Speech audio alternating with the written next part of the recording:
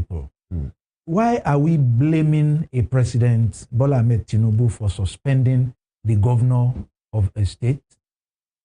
And even if in this case, yes, the governor, through the local government chairman, can suspend, has powers over the traditional rulers.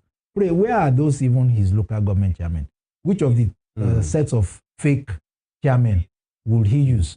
The fake APC chairman or the fake PDP chairman? And does he have powers directly to, in fact, suspend traditional rulers? I'm not sure about that. But even if he did, our traditions should be respected. They are our fathers. I would rather, if I were in his shoes, go into the bedroom of each of them. Baba, you're on your way out if things do not improve. And then I will come out. You rather do that, just but not wait, publicly. Not publicly. And then I will now come out. Baba, Odowo you, please assist us to know that things, to ensure that things go well. Not that you openly threaten KBACs that you are going to depose them. How do you want the people of the town to further respect them? Right. Baba Edake, as of you know, we need to respect our traditional institutions, even when some of the people occupy. And this is no reference to any of those three revered fathers. I know two of them very well. The third one I have never met before. But I still from afar have a lot of respect for him. But let us note that there are other communities that have traditional rulers that are irresponsible, that are not responsible. But even such people, you don't attack openly, and you don't come to mention their names that you, the so-so-so of this community, you are irresponsible. You would rather deal with them, you know, in the corners of their room and tell them home truths. Listen, stools are supposed to be respected. I just gave an illustration on your radio station just now that when I believe it was Ariel Sharon was on a life support machine in Israel, whenever his cabinet was meeting, they left his seat. The seat of the leader was always left. And then the deputy leader would hold cabinet meetings and they will take decisions. I also gave an illustration of my own community when the late Atauja of Oshogbo went to be with his ancestors. And Oshogbo was to celebrate the Oshun festival. And there was no Atauja. What they did was, I saw it myself, they put the crown of the Atauja on a stool. Because it is the stool, it is the institution, it must be respected. And the Ajaguna and other chiefs prostrated and paid homage to that. So please, nobody should desecrate the stool or the stools occupied by those traditional rulers. You can deal with those traditional rulers separately. Just a minute. You see, I also gave an illustration. I said, even if you have an errant Kabiyesi, he has become a lizard on the top of a deity. Alangba Orieshu. In Yoruba parlance, when you have Alangba Orieshu, a lizard that has climbed where there is a stone that you recognize as a deity. Now, even the lizard being there is already a desecration. Now, you now want to remove the lizard. You now got annoyed him, tried to hit the lizard so hard with a stone or something, and then the lizard escaped, and you hit the head of the deity.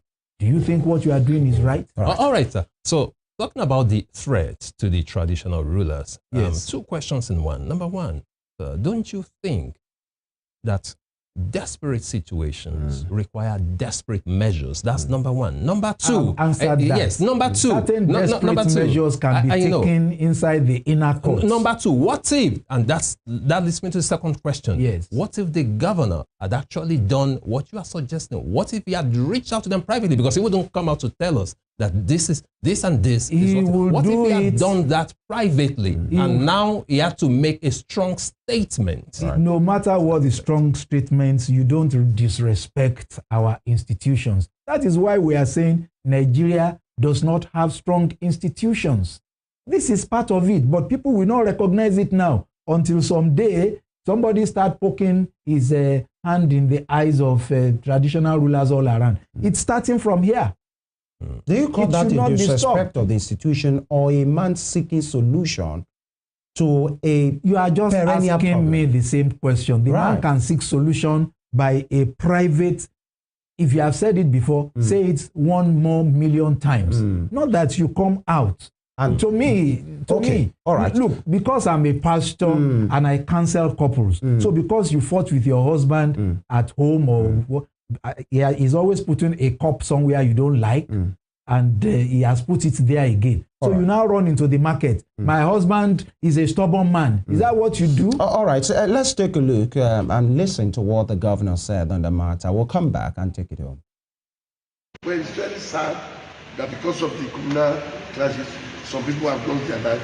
You know, I just, my heart, you know, felt goes to the family of the deceased, of who have lost their life in the communal, you know, crisis. A few minutes of calling the security meeting, emergency, we call it emergency meeting, and all of them, you know, turn up to support this in Osun State, because Osun State has been very, very busy.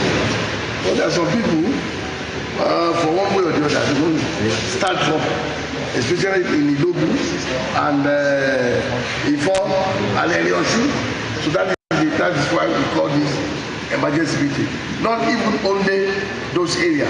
We are talking about from everywhere in Osun State. So we must have that peace. And now, from what I've seen, and from their comment, and from their determination, they are ready to make sure that Osun is peaceful. The youth should not be used. Anybody that has... All right.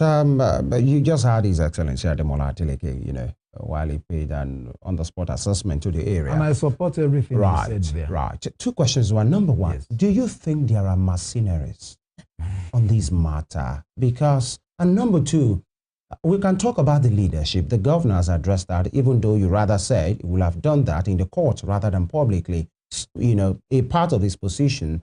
And exactly my second question is, how about the need for the people involved to see that they don't have a choice than to live peacefully? Talking about the position of the people right now. And by the way, let me use this opportunity to commiserate, you know, from this text with people who have suffered one casualty or the other. You know, it's something very sad. But, you know, architect, what is the position of the people of these towns in this issue, in this matter? Well, I sympathize with the people.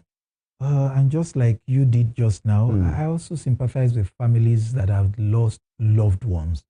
To me, that's more crucial than losing properties. But I sympathize with those that lose properties too. But properties can always be regained. Those that died, can you bring them back to life again? So we should be careful about all these fights over land and such issues. I will digress a little. Yes. Outside of just Ifon-Ilobu-Erin, there is a new thing that is emerging in Osun State. What's that? Lands already acquired when Chief Obafemi Awolowo was Premier of Western Region, gazetted since then, are being pursued by the families, the great-grandchildren of those from whom the lands were taken, and their fathers are taking compensation. And it is degenerating to the extent of they are beating up officers. If they cannot speak, I will speak for them.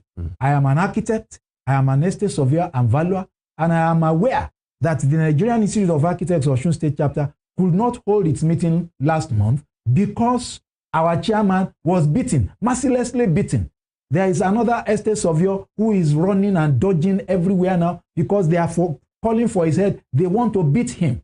And what we discovered, most unfortunately, there are elements, there are police officers in Zone 11 that are not doing what is right. There are those of them that are doing what is right. There are those that are not doing what is right. I know I'm saying very weighty allegations. I have also been involved in land tussles. And I'd always told those policemen in Zone 11, those of you that are bad, at the appropriate time, we will mention your names. And then we will drag you to court. Back to the you cannot, you cannot rule out possibilities of security agencies also not doing what is right in this tussle between Ilobu and Ifon on this land issue. And I think a proper survey should be done of the real disputed area. And perhaps government should be thinking of taking over that land and using it for overriding public interest. All right, sir. There's a provision of the Constitution for that, and find something that is going to be beneficial to the people of Ilobu, the people of Ifon, and the people of Erin. That at the end of the day, all of them will say, hey, great, this is a great thing that has been done here. All right, talking about the gravity of the current crisis, yes. We try as much as possible not to underplay And sorry, it. and if you ask me, if I were to be the governor, that is the place I will first go and build a power generating plant that will supply the state capital and immediate environs with 24 hours electricity. Right. There's always a way forward. All right, sir. Talking about the gravity of this crisis, you have been in the opposition. You are still in the opposition anyway, although you said you support most of the decisions made by the governor. I see myself as a balanced person. Absolutely. I want good governance. And we do appreciate that. Yes, if the governor is doing right, I will tell you he's doing what is all right. Now, talking about the current crisis, talking about the gravity, there have been some reports in some cases that a lot of lives were lost, that up to 100 houses were actually burnt down. But the current government has come out to say that most of the videos in circulation are actually events that took place earlier. So do you think, as a person now, I need your honest opinion on it, do you think they are just trying to downplay the gravity of this matter in this case? Because from what we hear that so many houses, some news reports say up to 100 houses were burnt. Honestly, so are you saying they're trying to downplay the gravity of this situation, of this crisis? I am not sure. And when I'm not sure about something, I'm not going to speak about it. I have not visited the communities. I am a priest, and I've made telephone calls to fellow priests that are in those domains to be sure that they are safe. And from what I am hearing, there is a lot that is going on there. Whether the videos in circulation are old ones or present ones, even if they are old ones, is bad enough. And if they are present ones, it is even worse. Yeah. But for me to state categorically that, oh, this is the situation or not the situation, I'm not in a position to Fair enough to leave it. Sure. And I also want to underscore and emphasize the fact that out of what Governor Ademola Adeleke said, I support 98%. That's telling you it's just that element of disrespect to our traditional institution. In your opinion, anyway. Opinion, yes. And, you know, the extension of the curfew 24 hours on those communities is part of those resolutions made by the government. And then you saw in that video, if you can have it again, how people have been trooping out or have trooped out, you know, before a current video? Yes, of course, it's from our station, trust us. This is from your station. Your man took this? That is not what I'm saying here. But this one is the current state of things. This is the current state? Now you are telling me that now, if this is the current state, this is horrible. Yeah, this is the trooping out of people from... In the recent one. Not from our station, but we can verify that this is the true position of the current situation. Before the 24 hours This is terrible. Yeah, and so... I saw this, but honestly, it's part of what I'm saying. I'm not sure. We have to go on this matter, but these, we've seen many of them, you know, being housed by neighboring streets and all of those persons trooping into Oshogbo and other communities. Once again, we commiserate with them, and we pray and we hope the right things will better. I want to sincerely thank you, Sir Ademola, for your take on the national and, of course, state matters. Thank you. And we'll be back tomorrow for another fresh edition of this program on Morning Spring, where we say it as it is. Femi Ojo is my name. You can have a recap of this program and other exciting programs on our YouTube channel at Western Spring TV. And please follow us on other social media platforms. God bless Osun State, the best Nigeria. Well, it's been a wonderful show. Thank you once again for staying with us. Emeka Daniel is my name. Join us again tomorrow on a fresh edition of Morning Spring on Western Spring Television. Do have a wonderful day. Good morning.